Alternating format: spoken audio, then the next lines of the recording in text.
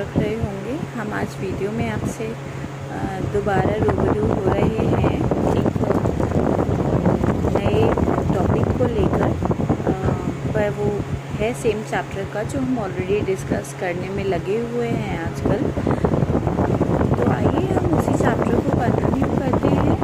पर मैं ये चाहती हूँ कि जिस तरीके से मैं आपको पढ़ा रही हूँ उस तरीके से आप उस पर्टिकुलर टॉपिक को समझें और समझ आ जाने पर आप उसको कॉपीज़ में नोट करें और साथ ही साथ आप उसे याद करते रहें, लर्न करते रहें। तो आइए आज हम पढ़ेंगे शुष्क धुलाई। शुष्क धुलाई में क्या होता है कि इसमें हम हमेशा उन कपड़ों पे इस तरीके की धुलाई करते हैं जो बहुत ही ज़्यादा कह लीजिए कि लग्जूरियस होते हैं और बहुत ही ज़्यादा डेलिकेट फैब्रिक जिन्हें बोला जाता है, जिनके तंतुओं का विघटन होने का हमें डर लगा रहता है कि वो विघटित हो जाएंगे या वो टूट जाएंगे। तो उन पर शुष्क धुलाई की जाती है। शुष्क धुलाई जो होती है वो 3 तरीके से होती है: ड्राई क्लीनिंग, स्पंज और अधिशोषण। ठीक है। ड्राई क्लीनिंग जो होती है वो हम सबको पता है कि पेट्रोल में या ये किस तरीके की विधि है कि टब में, पेट्रोल में टब को यूज़ किया जाता है, चाहे वो छोटा टब हुआ या बड़ा टब हुआ, उसमें किसी भी पर्टिकुलर चीज़ का सॉल्यूशन बना के हम उस कपड़े को डिप करते हैं जिसमें हमें ड्राई क्लीन, जिससे वो स्टेन हट जाए और कपड़ा ड्राई क्लीन हो जाए।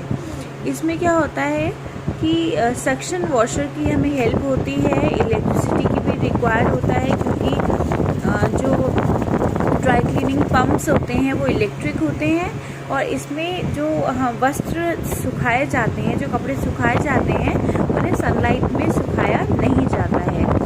और कुछ वस्त्र ऐसे भी होते हैं जिनको गीला वस्त्र जो होता है उन पर ही आयरनिंग की जाती है ताकि वो पेट्रोल की जो स्मेल है वो वहाँ से हट जाए, रिटार्ड हो जाए। स्पंज विधि क्या है? स्पंज विधि, इसमें जो कपड़ों के कॉलर होते हैं, कंधे होते हैं, कफ होता है, साड़ियों के जो किनारे होते हैं उन्हें साफ़ किया जाता है। जैसे इस विधि में क्या होता है कि बर्तन में जो फैट होता है, बसा होता है, उसका घोल बनाते हैं और उस घोल को रुई में लेकर गंदे स्थानों पर लगाकर स्पंज की सहायता से रगड़ा जाता है। स्क्रबर नहीं रिक्वायर्ड होता, ब्रश नहीं हम उसे लगा सकते, तो हम उसे स्पंज से हटाते हैं क्योंकि बहुत ही डेलिकेट फैब्रिक पे तो हम ये ड्राई क्लीनिंग कर ही रहे हैं, तो इसमें स्पंज रिक्वायर्ड होता है। फिर है अधिशोषण विधि। अधिशोषण विधि में क्या होता है कि इसमें चिकनाई के पुराने धब्बे साफ किए जाते हैं, जैसे भुना हुआ आटा या टेलकम पाउडर या मैदा या नमक, किसी भी चीज़ का यूज़ करके हम जो चिकनाई है उसे ब्रश की सहायता से साफ करते हैं। और अधिशोषण विधि द्वारा क्या होता है, जो अधिक गंदे वस्त्र होते हैं उनकी धुलाई की जाती है। ड्राई क्लीनिंग में हमें बहुत सारे प्रिकॉशंस रखे जाते हैं, जैसे कि सबसे पहले ये है कि हम हमेशा महीन कपड़ों को ब्रश से नहीं धोना चाहिए। फिर वस्त्रों को धूप में नहीं सुखाना चाहिए। फिर जिस स्थान पे हम पेट्रोल या वस्त्र धोए जा रहे हैं वहाँ पे हम एक बकेट, हमें रेत रखना चाहिए कि अगर आग लग गई या कुछ भी दिक्कत हो गई, और हमें कभी भी उसके आसपास लैंप या आग का कोई भी ऐसे इक्विपमेंट नहीं रखना है जहाँ पे हम ड्राई क्लीन कर रहे हैं। धुलाई करने के बाद हमें साबुन से अपने हैंड्स को अच्छी तरीके से प्रॉपरली वॉश करना है, एटलीस्ट 2 और 3 टाइम्स। फिर है ड्राई क्लीनिंग से लाभ, है ना, बेनिफिट्स क्या होते हैं। सबसे पहले ड्राई क्लीन से जो फैब्रिक होता है वो कॉम्पैक्ट नहीं होता, सिकुड़ता नहीं है, ठीक है, और उसका जो साइज़ है वो एक्यूरेट रहता है, उसके साइज़ पे कोई भी फ़र्क नहीं पड़ता है। उसके बाद है जो फैब्रिक का कलर है वो उड़ता नहीं है, उसका शेप रिटार्ड नहीं होता, उसका शेप रिटेंशन नहीं होती, ठीक है। जो कच्चे रंग के जो कपड़े होते हैं उनके लिए सूखी धुलाई ज़्यादा ठीक है, उन पे पानी नहीं डालना चाहिए। और जो जरी और सलमा सितारे के जो कपड़े होते हैं, जो वर्क के कपड़े होते हैं, उसमें हम क्या करते हैं, सूखी धुलाई जो होती है उससे उसे ज़्यादा ज़्यादा ब्राइट बना सकते हैं। ऊनी कपड़ों की अगर हम ड्राई क्लीन करा रहे हैं ऊनी कपड़ों को, तो हम ये हमेशा याद रखें कि उनकी गर्माहट कम नहीं होती है। फिर है कि हमें ऐसा लगता है कि अगर हम वॉश करा रहे हैं या ड्राई क्लीन करा रहे हैं तो क्या होगा कि जो फैब्रिक है उसकी शेप रिटेन हो जाएगी, उसका साइज़ जो है वो रिटेन हो जाएगा, कलर। तो बहुत सारी चीज़ें ऐसी हैं जो हमें हमेशा हमारे माइंड में स्ट्राइक करती हैं। कब स्ट्राइक करती हैं? जब हम पर्टिकुलर प्रोसेस को हम पूरा कर रहे होते हैं, ठीक है। उसके बाद है रोई वाले जो वस्त्र होते हैं, जो फाइबर्स होते हैं जिन फैब्रिक में, उनके जो रोई हैं, जो फाइबर्स हैं वो नहीं निकलते हैं, वो ख़राब नहीं होते हैं, ठीक है। कि शुष्क धुलाई से हानियाँ क्या होती हैं? इस विधि में हमें मनी ज़्यादा रिक्वायर्ड है, टाइम ज़्यादा रिक्वायर्ड है, ध्यान से करना पड़ता है। इसमें हमें स्मेल भी ज़्यादा आती है, और इसमें कभी कभी शुष्क धुलाई से क्या होता है कि पसीने के या चाय के जो स्टेन्स होते हैं, जो धब्बे होते हैं, वो हटते नहीं हैं, ठीक है। पेट्रोल के कारण क्या होता है, वस्तु की सूखी धुलाई होती है वो हितकर नहीं होती है, बेनिफिशियल नहीं होती है।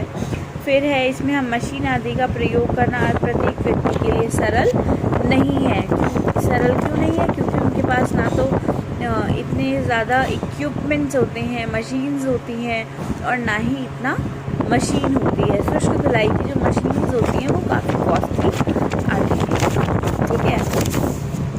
अब है धब्बों के कारण। धब्बों के कारण क्या होते हैं? कई सारे होते हैं, जैसे वनस्पतिक धब्बे, जैसे चाय के, कॉफ़ी के, फ्रूट्स के। तो ये क्या होते हैं? ये जो धब्बे होते हैं वो आम्लिक होते हैं, ठीक है। इन धब्बों को क्षार से, एसिड से हटाया जा सकता है। क्यों? क्योंकि इनकी जो प्रॉपर्टी होती है वो एसिडिक होती है, तो हम एसिडिक स्टेन्स को हम एसिड से रिमूव कर सकते हैं। फिर कुछ ऐसे होते हैं चिकनाई के धब्बे, ऑयल के, मक्खन के, बटर के, ऑयल के, पेंट के, वार्निश के धब्बे होते हैं। फिर कुछ धब्बे ऐसे होते हैं जैसे दूध के, मीट के, ठीक है, ब्लड के। तो इनमें क्या होता है? प्रोटीन का विशेष हाथ होता है, और हमें इन धब्बों को हटाने के लिए गर्म पानी की ज़रूरत नहीं पड़ती। फिर है पसीने के, कलर के, खनिज के, जैसे लोहे के, दवाओं के स्टेन्स। फिर है जलने तथा झुलसने के धब्बे। कोई अगर जल जाता है तो उसका कलर जो होता है वो ब्राउन हो जाता है, और अगर हम प्रेस भी तेज़ गर्म करते हैं तो उसका कलर वो ब्राउन हो जाती है, और वो कपड़े पर ब्राउन कलर छोड़ देती है। अब है घास के धब्बे। तो पूरा इसमें गहरा धब्बा पड़ जाता है, तो इस धब्बे को भी हटाने के लिए, हर तरीके के धब्बे को हटाने के लिए अलग अलग मेथड्स दिए गए हैं। अब है धब्बे छुड़ाना। धब्बे छुड़ाने के लिए 3 तरीके की विधियां होती हैं: घोलक विधि, रासायनिक विधि और अवशोषक विधि। घोलक विधि में क्या होता है कि इनमें ब्लॉटिंग पेपर को नीचे रखा जाता है, और जो मिट्टी का तेल, पेट्रोल या तारपीन का तेल जो होता है उसको हम उससे धीरे धीरे करके फैब्रिक के स्टेन को हम हटाते हैं, ठीक है। ये होती है घोलक विधि, और नीचे उसमें ब्लॉटिंग पेपर रखा होता है ताकि नीचे का कलर भी उस पर ना आए, और जो कलर उससे हट रहा है फैब्रिक से, स्टेन का, वो ब्लॉटिंग पेपर पे एब्जॉर्ब हो जाए। अब है रासायनिक विधि। रासायनिक विधि में क्या होता है कि इसमें जो केमिकल्स होते हैं उनको यूज़ किया जाता है, जैसे ऑक्सैलिक एसिड है, ठीक है, सोडियम परबोरेट है। तो बहुत सारी चीज़ें ऐसी हैं जो अलग अलग मेथड्स हम अलग अलग स्टेन्स को रिमूव करने के लिए यूटिलाइज करते हैं। फिर है अवशोषक विधि। अवशोषक विधि में हम क्या करते हैं?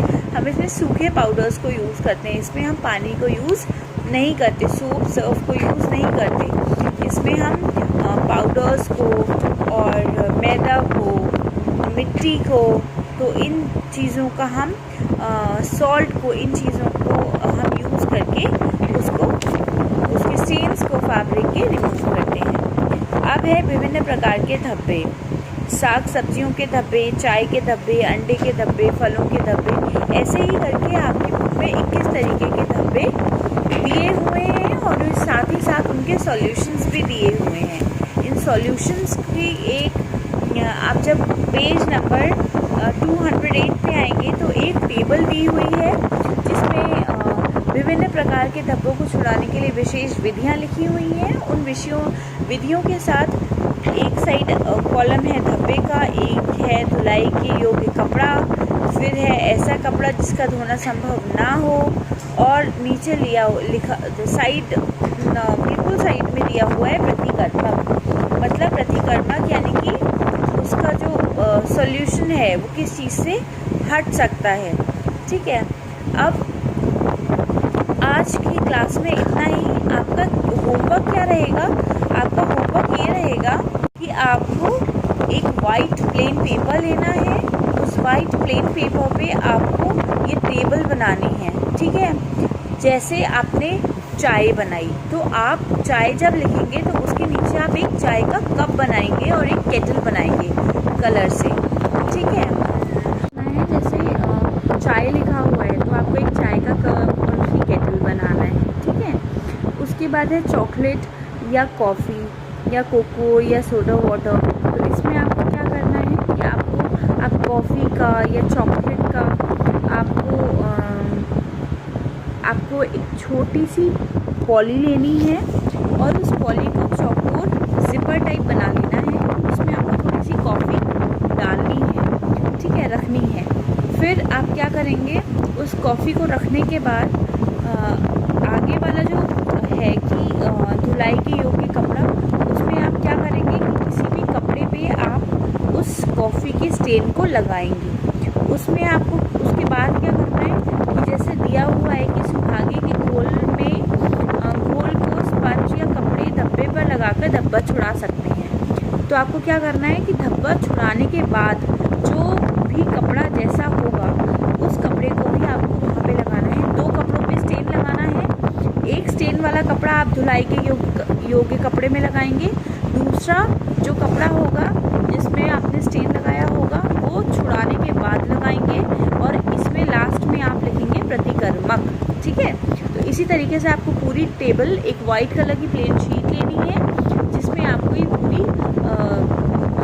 जो टेबल है वो आपको बनानी है। समझ में आया? चाय है तो चाय की जो पत्ती होगी उसको आप एक जिपर पॉली बैग बनाएंगे अपने आप प्लास्टिक का, उसे आप उसमें लगाएंगे।